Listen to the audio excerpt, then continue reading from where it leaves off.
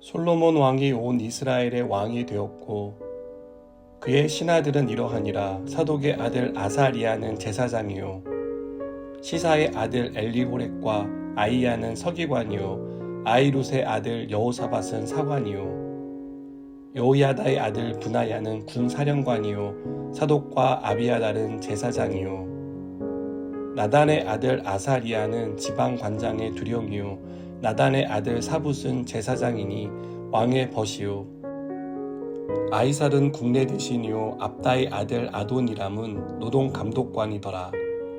솔로몬이 또 온 이스라엘에 12지방관장을 두매 그 사람들이 왕과 왕실을 위하여 양식을 공급하되 각기 1년에 한 달씩 양식을 공급하였으니 그들의 이름은 이러하니라. 에브라임 산지에는 베누리요 마가스와 사알빈과 벳세메스와 엘론 베타난에는 벤데겔이요 아룻봇에는 벤헤셋이니 소고와 헤멜 온 땅을 그가 주관하였으며 다밧 돌 높은 땅 온 지방에는 벤 아비나답이니 그는 솔로몬의 딸 다밧을 아내로 삼았으며 다하낙과 무깃도와 이스라엘 아래 사르단가에 있는 베스안 온 땅은 아일룻의 아들 바하나가 맡았으니 베스안에서부터 아벨 모올라에 이르고 용루암 바깥까지 미쳤으며 길르앗 라못에는 벤 게벨이니 그는 길르앗에 있는 므낫세의 아들 야일의 모든 마을을 주관하였고 또 바산 아르곱 땅의 성벽과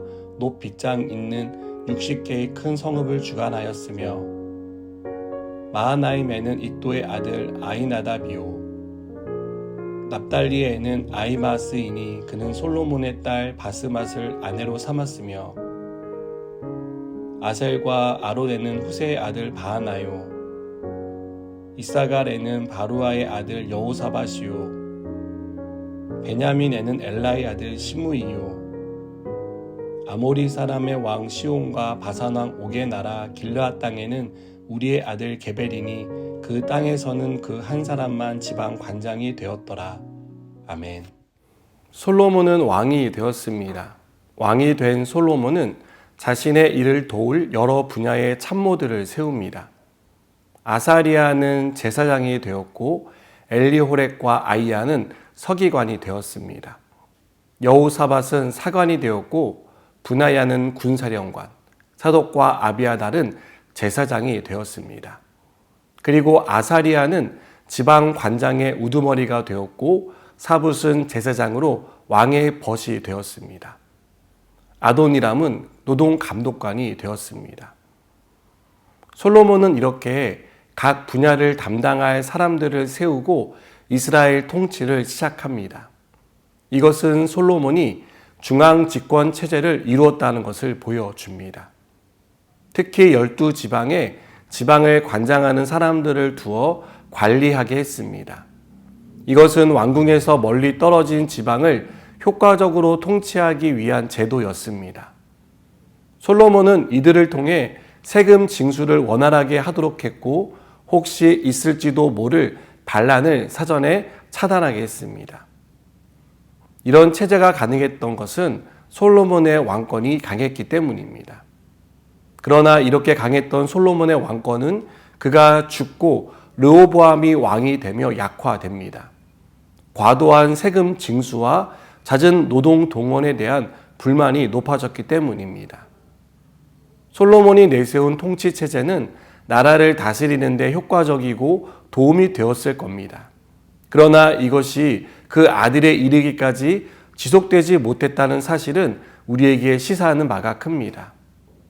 그것은 나라를 통치하는 주체가 누구이냐라는 질문을 하게 만듭니다.